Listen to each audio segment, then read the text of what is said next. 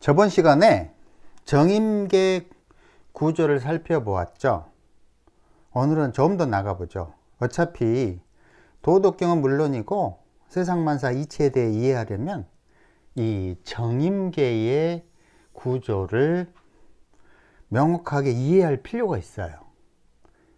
빅뱅의 시기에 생겨났던 것이 두 가지로 시간과 공간, 그리고 엄청난 열기. 이 개념을 좀 더 명확하게 나누면 폭발 팽창 에너지를 개수라고 할 수가 있고, 수렴 중력 에너지를 정화로 구분할 수 있어요. 용어 때문에 좀 헷갈리는 것이 이 공간에 대한 개념인데, 공간을 팽창하는 텅 빈 공간으로 간주하면 요 시간과 같은 개념이고요. 공간을 지구처럼 물질로 간주하면 요 수렴 중력 에너지 쪽에 속해요.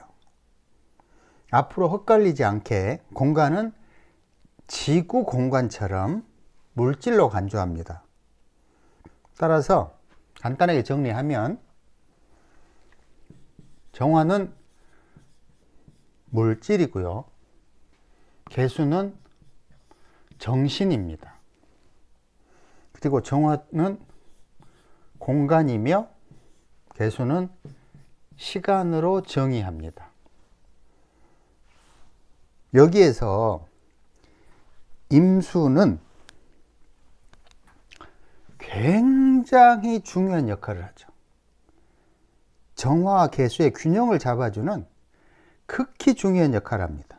만약 이 임수가 없었다면 정화와 개수는 에너지 특징이 정반대이기 때문에 함께 공존하지 못하죠. 따라서 임수가 이 정화를 수렴해주고 다시 개수로 빅뱅을 시켜주면 극에 이르러서 다시 정화로 돌아갑니다. 정반대의 속성처럼 보이지만 정화가 개수로, 다시 개수가 정화로 끊임없이 순환해요. 우주의 본질이 회오리 치는 이유가 이겁니다. 이런 원리 때문에 불교에서는 뭐라고 그러죠? 색즉시공, 공즉시색, 이런 식으로 설명을 하죠. 이런 이치를 쉽게 살펴보는 방법이 바로 사계도입니다. 사계도 구조를 이해하면 도덕경의 내용을 쉽게 이해하는데, 봄에는, 여기 봄에는 게을로 부드러운 에너지를 활용하여 생명체를 성장하게 만들죠. 살아있는 생명체들은 부드럽습니다. 노자는 이런 느낌을 굉장히 좋아해요. 이런 이치대로만 살라고 계속 강조합니다. 봄의 정반대편에 있는 가을에 이르면 정신으로 물체를 굳어지게 만드는 에너지를 활용해서 열매를 딱딱하게 만듭니다. 이런 이유 때문에 정화가 우주의 4%의 물질을 만들고 결과적으로 인간의 육체도 만들어냈죠. 인간의 육체는 눈을 통하여 태양빛을 받아들이고 몸 내부에 정화열로 축적하면 나이를 먹어갈수록 육체 내부에 몸을 딱딱하게 만드는 중력 에너지가 쌓이고 결과적으로 죽음에 이르죠. 노자가 도덕경에서 계속 물을 강조하죠. 물처럼 살라, 아이처럼 부드럽게 살라고 하는 이유가 바로 이것 때문이에요. 5억 4,300만 년 즈음에, 정확하게는 잘 모르겠지만 삼엽충이 지구에서 처음으로 눈을 떠요. 그리고 그 눈을 통해서 화려한 빛을 받아들이면서 색계의 세상에 취하죠. 또 눈을 통하여 빛을 육체 내부로 받아들여 좋고 나쁨을 판단하기 시작합니다. 다른 말로 분별력이 생긴 겁니다. 또한 빛을 열로 바꾸어서 육체 내부에 열을 축적합니다. 이런 이유로 시간이 흐르면 뼈가 딱딱해지고 굳어져 갑니다. 요 사계도에서 이 여름을 상징하는 병경, 이 병경의 새끼에 나가지 말라고 하는 이유도 재물, 물질, 권력, 욕망을 탐하다 보면 결과적으로 가을에 이르면서 목숨을 재촉할 뿐이라고 하는 거예요. 이렇게 정화 중력의 에너지는 육체를 만들기도 하지만 육체를 딱딱하게 만들고 사망에 이르게 만들어요. 어려서는, 즉 봄과 같은 시절에는 게을러 부드러웠으나 24세 이후부터는 자신의 능력으로 먹고 살아야만 한다는 이유 때문에 중력 에너지가 몸에 쌓이기 시작하고 46세 이후에는 급격하게 노화되어 갑니다. 이것이 인간이 죽음에 이를 수밖에 없는 이유고, 이런 이치를 알고 있는 노자는 도덕경에서 그렇게 물처럼 살라고, 아이처럼 살라고 강조하는 거죠. 바로 이쪽 봄 쪽의 모양대로만 살면 문제가 없다고 계속 강조하는 거예요. 여기에서 정임계 구조를 좀 정리하고 넘어가죠. 이 정화를 주로 나쁜 것으로 간주합니다. 개수를 좋은 것으로 간주해요. 나중에 이제 차차 이유를 알겠지만, 근데 이 임수는 애매한 놈이에요. 이쪽도 아니고 저쪽도 아니에요. 나쁜 쪽도 아니고 좋은 쪽도 아니고. 그래서 줄타기 대마왕, 엄청나게 줄타기를 잘 합니다. 이 임수가 있기에 정화 개수, 나쁜 놈 좋은 놈을 양쪽에 잡고 조절해 줍니다. 그러니까 애매모호한 놈이죠. 만약 임수까지도 어느 한쪽에 치우쳤다면 중도, 본성, 혹은 마음, 열반, 이런 말이 나올 수가 없어요. 두 번째, 정화는 수렴 중력 에너지로 물질을 만들어냅니다. 개수는 발산 청력 에너지로 정신을 만들어내요. 우리 머릿속이 복잡한 이유가 끊임없이 이 발산 에너지가 생각을 이어서 꼬리에 꼬리를 물고 생각을 하게 만들어요. 또 정화가 수렴 중력 에너지로 육체를 만들어내고, 발산 청력 에너지 개수는 생존 번식하게 만들어요. 정화가 있기에 물질을 추구하고, 개수가 있기에 정신을 추구하고, 인간은 물질과 정신 사이에서 항상 갈등하죠. 간지로 바꾸면 정유가 되고요. 아까 그 사계도에서는 가을을 상징했죠. 계묘로 봄을 상징했습니다. 거의 모든 것들이 주로 이런 계묘의 물형을 좋아합니다. 부드럽게 살라. 그 다음에 물리학적으로 보면 정화는 입자예요. 그리고 개수는 파동, 에너지, 반물질 이런 속성입니다. 종교적으로 보면 정화는 중생, 물질 육체에 휘둘리는 중생과 같은 개념이고, 개수는 부처와 같은 그런 개념이고, 중생 부처의 중간에서 이쪽도 저쪽도 아닌 상태, 이런 개념이 열반, 마음이라고 하는 거죠. 정화는 죽음에 이르는 길이고, 노자가 물질을 탐하면 일찍 죽을 뿐이라고 하는 이유고요. 개수는 생의 길이라고 설명해요. 왜냐하면 개을로 이 을목이라는 생기를 만들어낼 수 있는 에너지이기 때문이죠. 그러니까 이쪽을 추구하라는 거예요, 항상. 정화는 학인데, 이제 48장 나중에 해석하겠지만, 학의 개념이 나쁘다는 것은 아니지만, 이 물질을 추구하고자 계속 학을 행하면 무엇이 증거냐면 탐욕이 증거예요. 이런 짓 하지 말라는 거죠.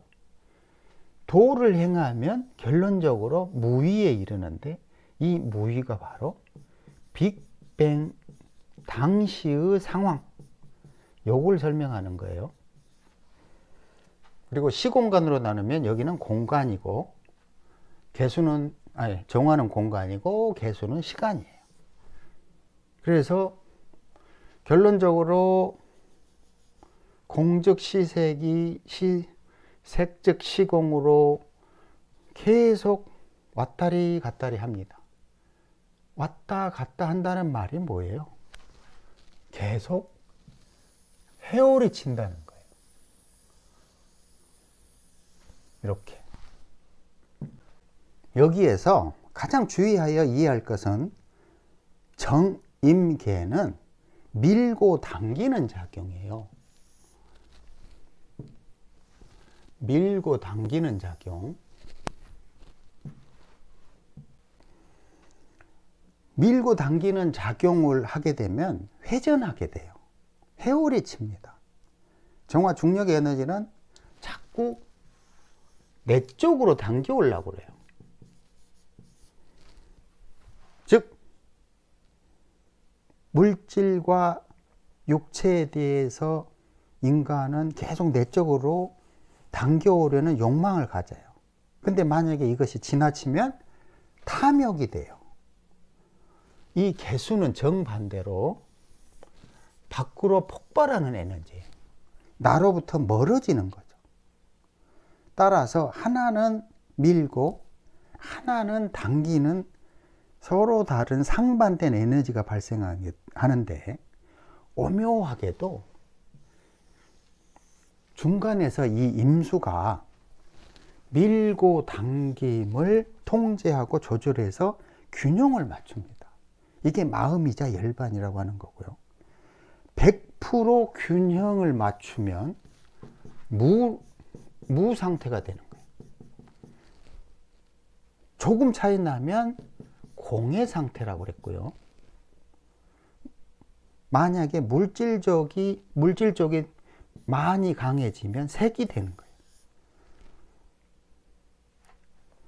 그것이 만약에 색 쪽이 심하게 강해지면 블랙홀처럼 붕괴되고 인간은 죽어서 묘지에 들어가고 다시 공계로 돌아갑니다. 따라서 정임계의 본성은 근본적으로 회오리치고 회전하는 속성이다. 여기에서 회전하다는 의미를 잘 깨우쳐야 됩니다. 회오리가 마음의 본질임을 알면 많은 것을 깨닫게 돼요. 내 뇌를 가만두지 않는 이유도 모두 회오리 본능 때문이에요. 또 우리의 마음이 수시로 흔들리는 것 또한 회오리 때문이에요. 문제는 이 회오리가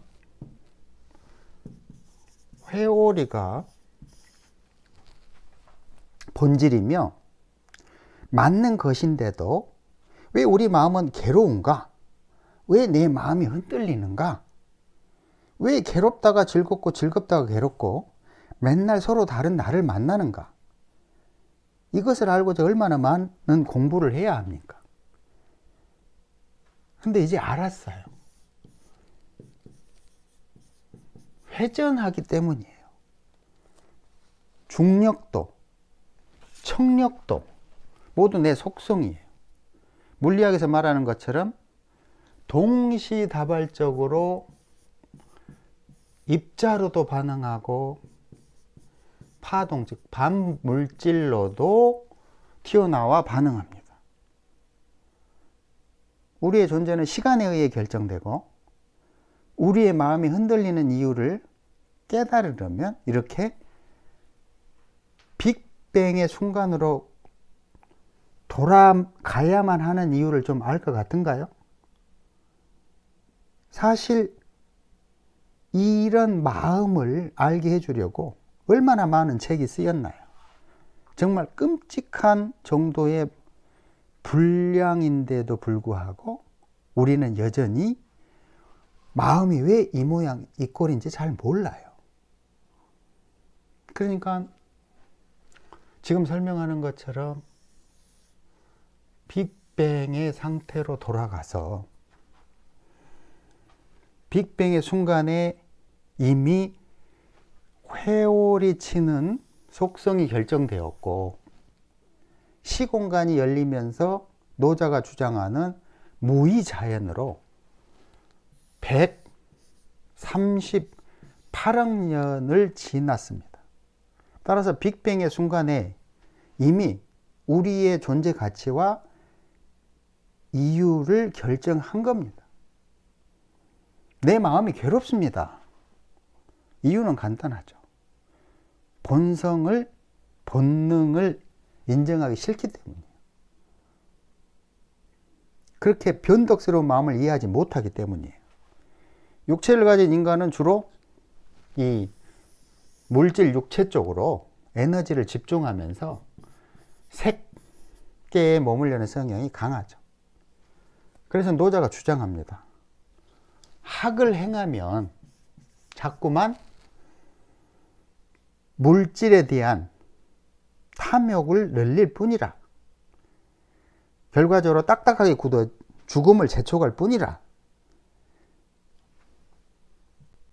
소광절이 자염에서 그런 말 했죠. 정신이 먼저 생겨나고 육체가 나중에 생겨났기에 너는 신과 같은 존재인데 왜 육체에 갇혀서 괴로워하느냐고 호통을 쳤죠. 신신명에서 뭐라고 합니까? 처음 나온 말이 간택하지 말라죠. 도에 이르려면, 즉 우주의 본성과 일치하려면 골라 하지 말라. 중력도 청력도 개수도 정화도 모두 나의 것이다. 그것이 한 쌍으로 이루어진 것이라. 근데 왜 자꾸 한쪽만 옳다고 하느냐? 비교하지 말라. 본디 헤어리니 그 비교 작용은 끝없이 변덕을 부릴 것이다. 성각자들은 모두 괴롭기 싫으면 회오리 치는 본질을 인정하라고 하는 거예요. 그렇다면 여기에서 자꾸 이쪽으로 가게 하거나 이쪽으로 가게 하거나 선택하게 만드는 그 본질이 뭐죠? 즉 달리 말하면 마음이 이쪽에서 저쪽으로 저쪽에서 이쪽으로 헤오리치게 만드는 것은 무엇이죠? 누가 그것을 결정할까요?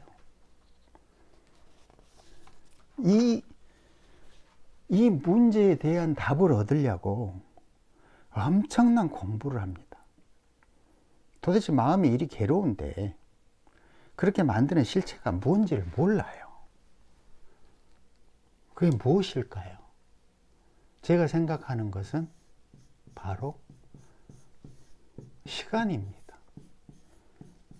시간이 우리 마음을 희롱합니다. 결론적으로 마음이 괴로운 이유는 내가 맞이한 시간이 내 마음에 안 들어요. 그 시간에 순응하기 싫어요. 그럼 마음에 들게 하려면요, 선각자들이 모두 동일한 주장을 해요. 마음에 들려면 이쪽도 저쪽도 모두 다 내 것임을 인정하라는 거예요. 선택하지 말라는 거죠. 달마대사도 오고 가며 휘둘리지 말라고 합니다.